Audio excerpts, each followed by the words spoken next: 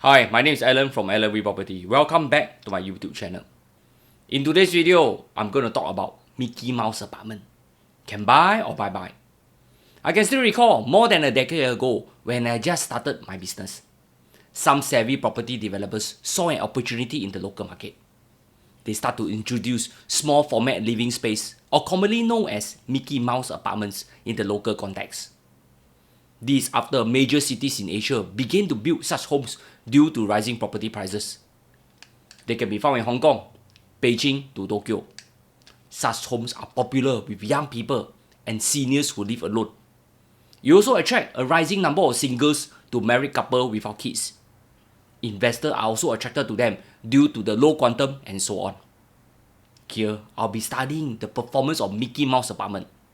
Without further ado, let's dive straight into it. What better way to study them by going straight to District 10 in River Valley? I have chosen this area for our study mainly because there was a proliferation of such homes in this area in the early to mid 2010s. For our research, I will only use a handful of such condos for our comparisons, since it's quite difficult to find similar development that are launched almost at the same time with similar attributes. I will also compare them with a condo in the suburb area that is launched almost at the same time. This will give us a more holistic assessment. First stop, let's zoom into the first condo, Stella RV. Talking about the name, wow, Stella means having the quality of a star performance in River Valley. Let's see if it is true. This freehold apartment has 120 units and was launched in 2012. Ethiopia in 2015. They are mainly 1 to 2 bedrooms. Let's take a quick look at the profitable and unprofitable transactions. This is what we are concerned about. There are 5 profitable to date and a surprisingly 27 unprofitable ones. Sure or not, hold more than 12 years and still lose money. At least the rental collected will have offset some of the damages they suffer. Okay lah, let's take a look at the overall price trend. To be frank, as I look into this chart, I also don't know how to interpret it to you. During the launch in 2012, the average PSF was 2,000 per square feet. Today it's hovering around 1,009 per square feet. Are they making money? Well, you decide for yourself. Let's move on to another project across the road. Here I know some of you here will say, I purposely use a small project to analyze to skew the picture. Okay, I hear you. Let me use another project with 248 units. This is a 999 years apartment that was launched in 2013. This apartment is called RV Residence. Similarly, this project has a majority of 1 and 2 bedrooms apartments.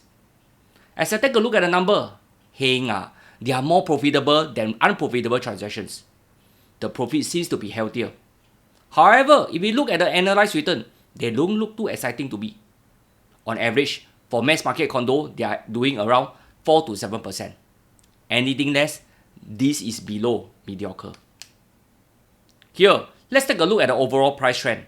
From launch, it was doing below 2,000 per square feet. Today, it's hovering around 2,003 per square feet. Make 200 per square feet kopi money for the last 12 years. At least you can feel proud telling people you own a 999 years condo in River Valley. Let us move on. Let's use Q Bay Residence in Tampines as a reference point. Since this condo was launched in 2013, this will give us a better understanding of a mass market condo performance against the Mickey Mouse apartment that are launched during the same time.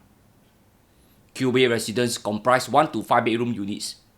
From the unit mix, you can tell that this is the beginning of the era where property developers start building smaller units to attract a wider pool of buyers. Incidentally, the smaller units also generate a higher PSF and obviously a higher profit margin. Anyway, these Q Bay profitable transactions. The profit margin for suburb location tend to be better. This is reflected in the analyzed return. A low 2 to 3% is still acceptable for this project, if you know what I mean.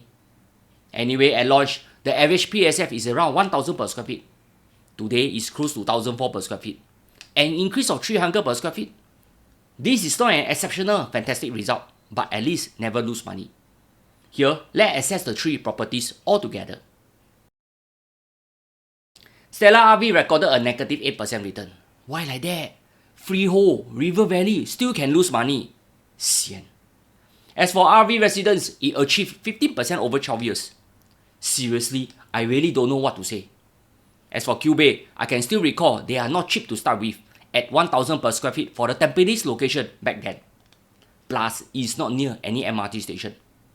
At least its prices had increased by 35%. So, what can we learn from here? Problems with the location? Cannot be leh. District 10, near Orchard Road, near Great World City, near CBD. Problems with facing the road? Cannot be. Opposite block RV residents is doing better with a road facing too. I know already. Stella RV is a small development with 120 units. That could be a reason. However, let's hold on first. Let's study the development in detail. I think a few factors led to its poor performance. For Stella RV, I recall when I visited the premises many years ago, the first shock I had was to park my car via a mechanical car parking system.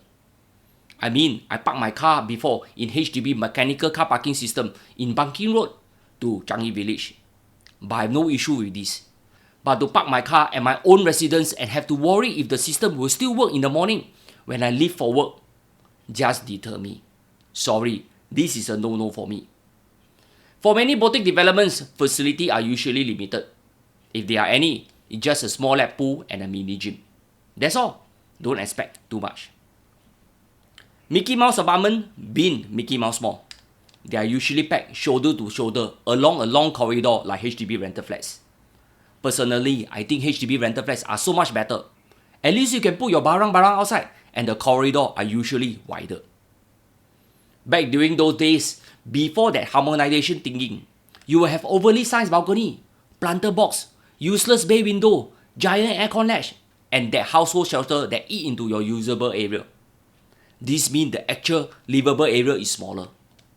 For those penthouse units, the upper floor units also have overly generous roof terrace and wastage spaces. Not forgetting, most units are tenanted. Here, you get what I mean?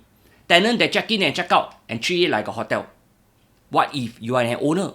Will you feel comfortable knowing your neighbors stay only for the minimum of 3 months under URA guideline? Not forgetting maintenance issues and higher maintenance costs. And also policing strangers that visit the premises in the night under the pretext of visiting. I know can already. You all very clever one. Don't need to go all the way to Jurong West coffee shop. That is why for many such Mickey Mouse apartments, they face almost the same predicament as a majority are owned by investors. Investor being investor. I don't stay there. I don't care. As long you put in minimal effort to upkeep the property and don't ask me to pay extra. That is why it is always a struggle for SP that stay there and those that don't. For me, I rather don't want to get into this mess.